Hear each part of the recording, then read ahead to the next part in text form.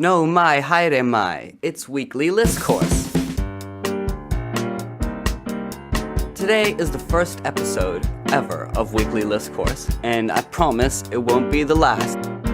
Today we have a brief section about some current events that have happened this week, plus a mission statement from me, seeing as this is my first episode ever and all. I've also got a segment coming up where I tell you about what news is fake and what news is real, because I know all of this. Thanks for listening. I love you so much.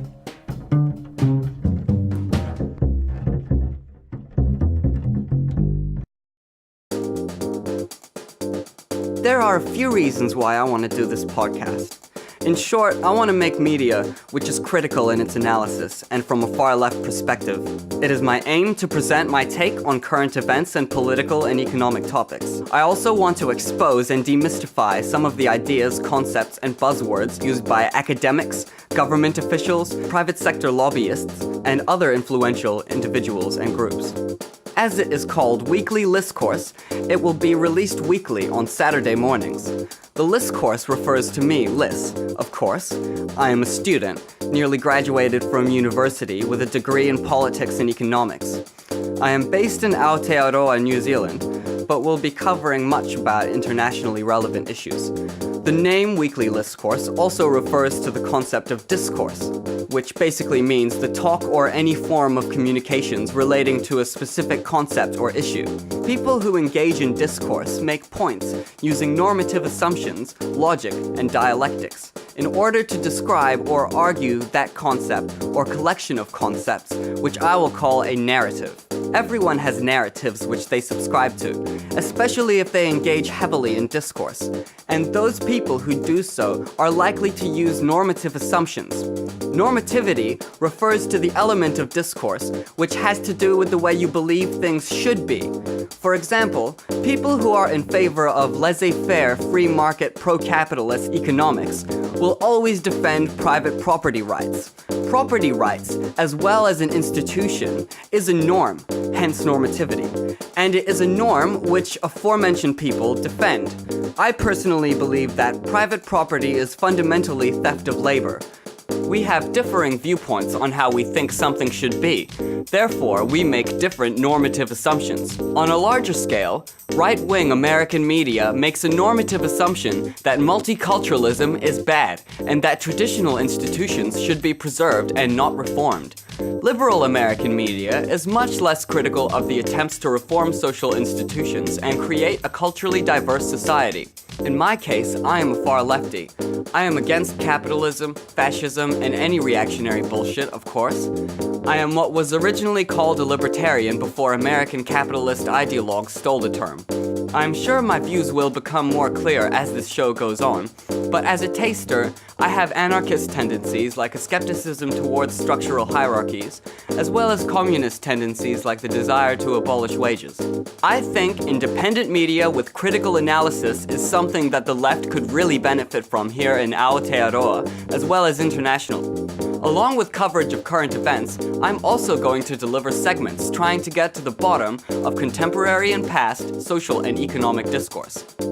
I hope to convince listeners that there are many reasons to fundamentally restructure society through an internationalist and egalitarian social movement.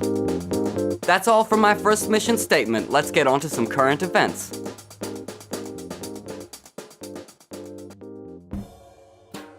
Here are some of the stories for this week.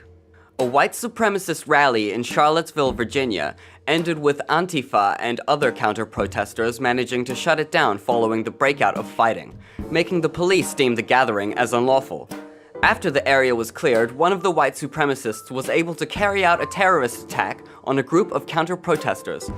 James Field, a 20-year-old white fascist from Ohio, drove a car into a crowd of people, killing Heather Heyer, who worked as a paralegal and was reportedly a member of the IWW and Democratic Socialists of America. Rest in peace, Heather, you won't be forgotten. As the media whipped into a frenzy, they latched onto the subsequent comments made by Donald Trump where he failed to unequivocally denounce the white supremacist terrorists and sympathizers. probably because he himself is a sympathizer. Meanwhile, the music app Spotify has been taking down white power music, while the neo-Nazi website Daily Stormer had to relocate to a Russian server after they were taken down by Google and GoDaddy. Steve Bannon, former head of alt-right website Breitbart News, also chief strategist at the White House, called white supremacists a bunch of clowns to an interviewer. Keep in mind Bannon's position represents a pretty large chunk of ethno-nationalists who do not believe in street tactics to further their agenda, opting instead for policy manipulation through public office and pressure. Bannon also mentioned in the same interview that there was no military option for North Korea. This comes after heightened tensions between the DPRK and the Trump administration eased, as the DPRK withdrew their threat to bomb waters by the US-occupied territory of Guam. South Korea's President Moon Jae-in assured that there will never be war on the Korean peninsula again. Turning to tensions between the US and Venezuela, US President Mike Pence said he was confident about reaching a peaceable solution in Venezuela using diplomatic and economic pressure. He said this on a trip to Argentina. The International Monetary Fund has warned China over supposedly dangerous growth in debt. The IMF said that international experience suggests that China's credit growth is on a dangerous trajectory, with increasing risks of a disruptive adjustment and/or a marked growth and slowdown. Beijing has responded by saying that the stronger growth outlook for 2017 was the result of a rebalancing of the economy and the government's reform program rather than a reliance on debt.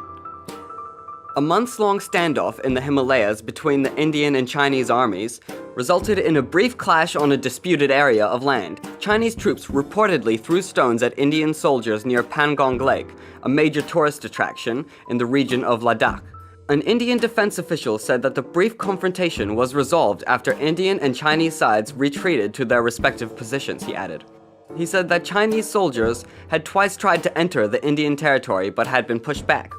Ladakh is located in the North Indian state of Jammu and Kashmir, which is not just contested between India and China, but also India and its other neighbor, Pakistan. In Texas, an anti-trans quote-unquote bathroom bill has died in a special legislative session.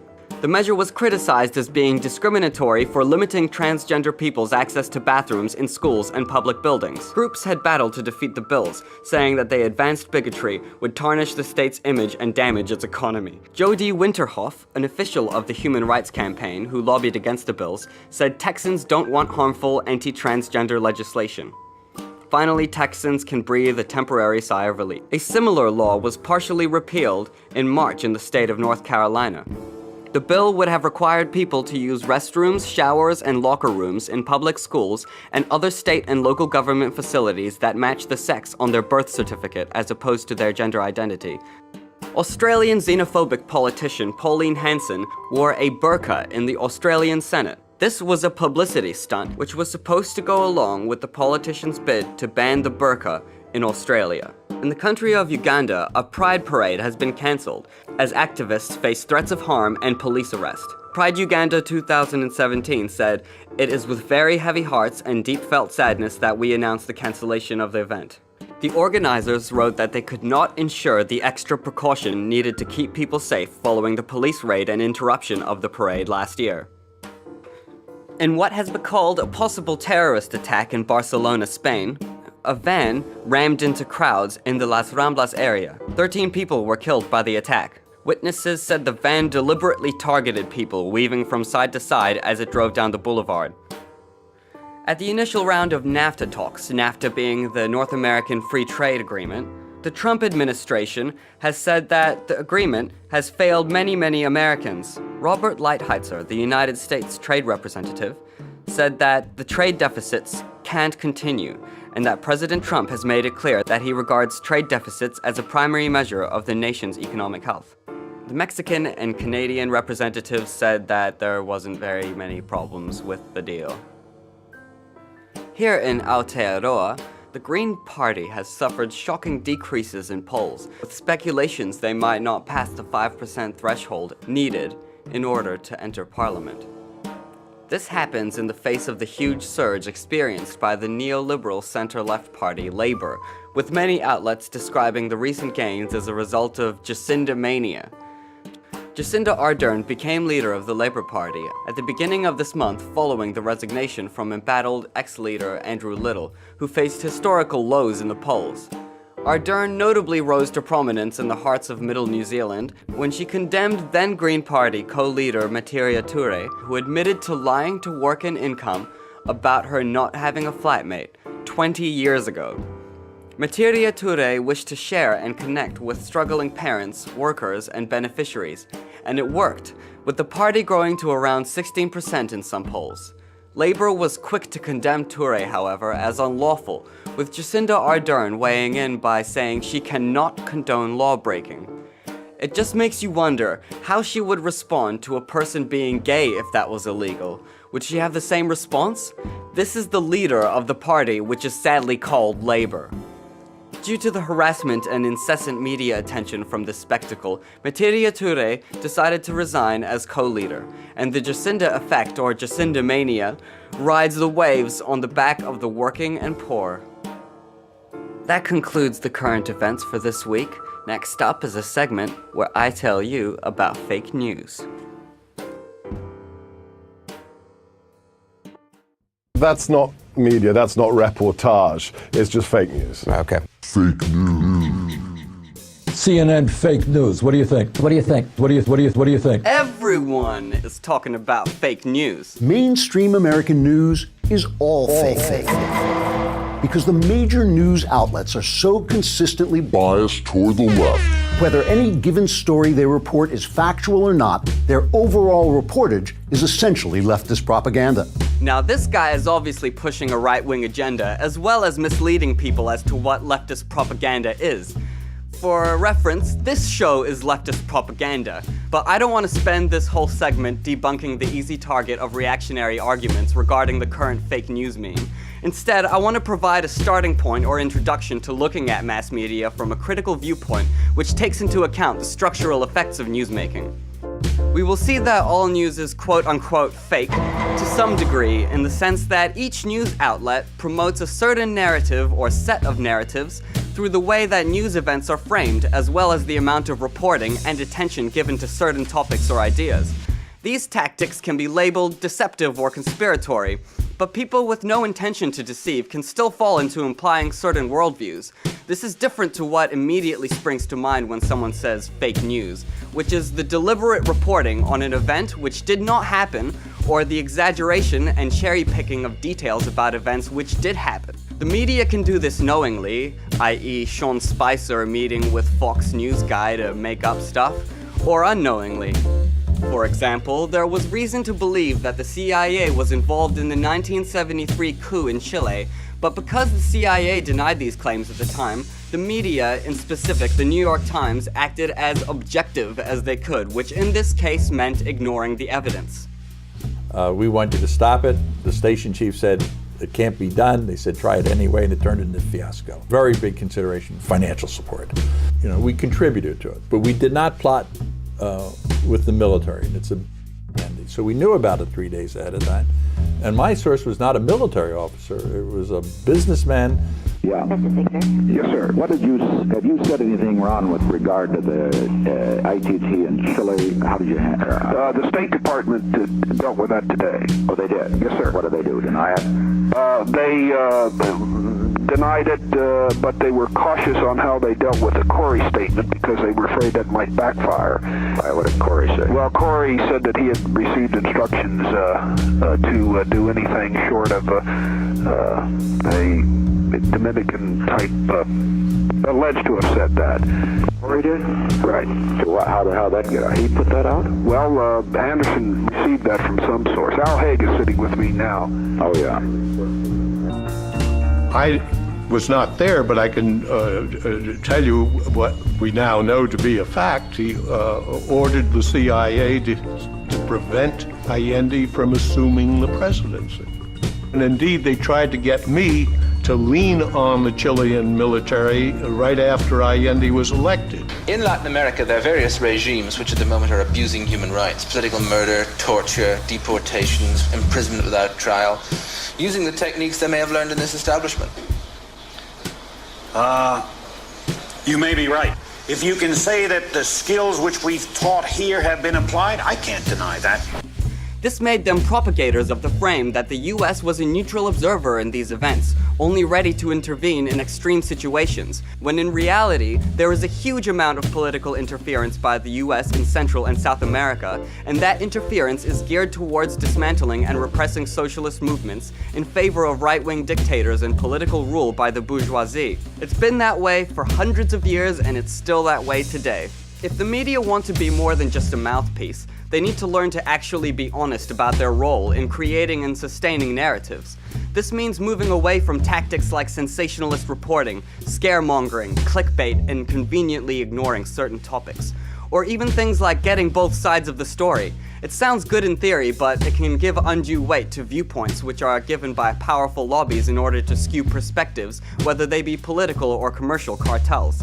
This is the nature of corporate media. As Noam Chomsky and Edward Herman demonstrated rigorously in their joint book, Manufacturing Consent, published in 1988, information gets filtered according to certain elements. The first filter is size, ownership, and profit orientation. In a capitalist economy, private corporate media needs to make profit in order to grow and sustain itself. The bigger you are, the bigger your profit margins are. Owners have a direct impact on the news, especially from a long-term point of view. The benefactors of corporate media are undoubtedly the corporations themselves. If you look at ownership regarding other sorts of large media outlets, you'll find it affects their frame creation process in the same way. For example, the television news outlet Al Jazeera is owned by the state of Qatar in the Gulf region. Qatar is an oil-rich emirate in the north of the Arabian Peninsula. As Al Jazeera is owned by the state operates the media platform to further its own interests by creating narratives which challenge US cooperation with Saudi Arabia. The channel is blocked in many US states, yet it has become popular internationally as an alternative to media with blatantly pro-Western bias. Much of their content challenges US hegemony, specifically being critical to its support of Israel and the continual occupation of Palestinian territory. The second filter is advertising. This might not be so relevant to state-sponsored media, such as Al Jazeera, but is very real in corporate Western media. Outlets like CNN, MSNBC, Fox, Washington Post, New York Times all make money via their advertising, and as such don't want to piss off the companies who advertise through them. This effectively changes the way the corporate media reports.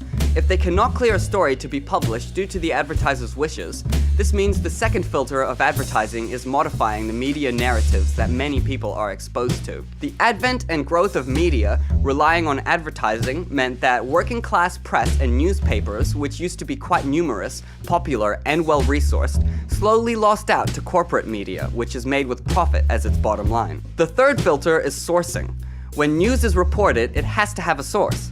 American journalists reporting in a war zone are most likely being protected by the US Army and end up covering an issue based on what the US Army has told them. Herman and Chomsky explain that there are large bureaucracies which subsidize the media's cost of getting information and so have special access to what information actually gets covered. The fourth filter is flack. There are think tanks and lobbyists as well as other special interest groups who get paychecks from large companies to rail against media reporting if it is contrary to their interests. Flack refers to the complaints and legal threats which a media outlet may be facing should they choose to cover something a particular way. The fifth filter is an anti-communist ideology. Because the book was written in the 80s, Cold War sentiment was still a big thing in the media. Herman and Chomsky argue that this state-sponsored ideology of anti-communism was the fifth filter, but now, as Chomsky has argued, the war on terror has replaced anti-communism. If you look at most, especially corporate media today, however, they are still unabashedly anti-communist. I would say that anti-communism is alive and strong, and that the war on terror is an extension of US capitalist supremacy, just as anti-communism was and is. According to Herman and Chomsky's model, the mass communications media is a machine which is used to manufacture consent, echoing the title of the book.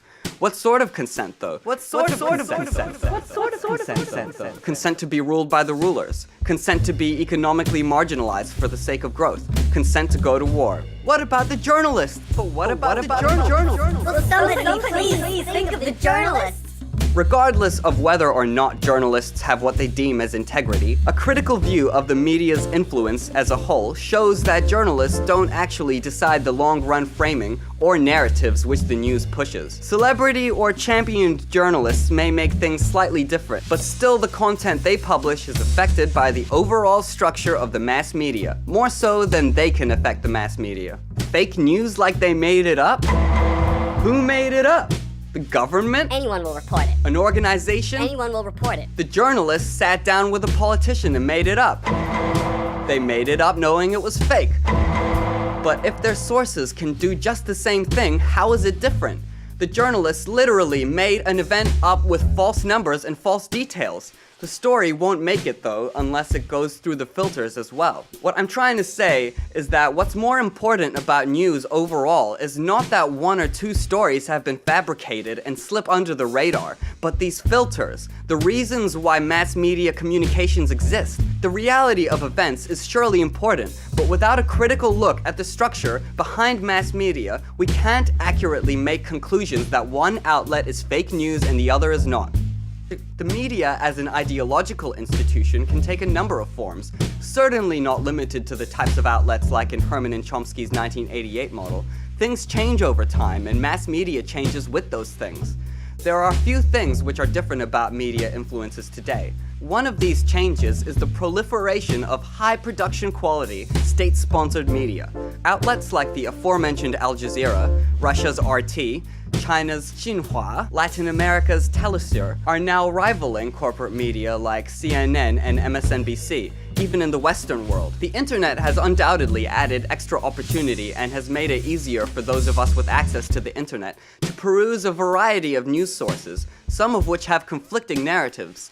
The ease of access to all of these narratives and frames undoubtedly leads to the ramped-up competition between media outlets and a crisis of authority which traditional mass media experiences. This Russia thing with Trump and Russia is a made-up story. It's an excuse by the Democrats for having lost an election. Russia. This is the crux of the fake news meme, but that's all it is, a meme. All news is fake, but it's all also real. A look into the media, its purpose and function in real terms, paints a much more complicated picture than when fanatic right-wingers yell fake news at the top of their lungs everywhere. To an extent, all news is fake in that news outlets conforming to media standards and affected by these filters create a string of frames and narratives which directly reflect the interest of the benefactors behind the media. This is even true of radical, independent, pro-working class media. With this program, I intend to create a string of narratives and frames which frame radical left-wing politics positively, and I also intend to highlight the bullshittery of reactionaries and portray them negatively.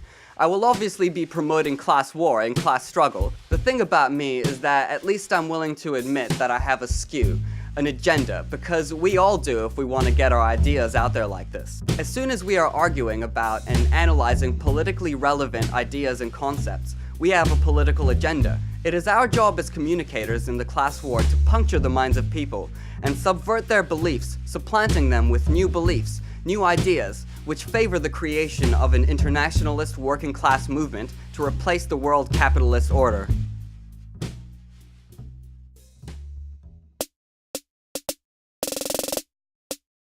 Hey, that's all we have time for today. Thank you so much for listening. I hope you enjoyed. Once more, follow me on Twitter at Weekly Liscourse, or look me up on Facebook or whatever. Please give me constructive criticism and stuff, and tell me I'm shit and fake news. Please send me messages telling me how much I suck. I love it. That's the whole reason I'm doing this. Next time, I'm gonna look at the free marketplace of ideas, famously pioneered by J.S. Mill, and I'm gonna tell you about how it's totally bullshit. Once more, thanks for listening, and bye for now.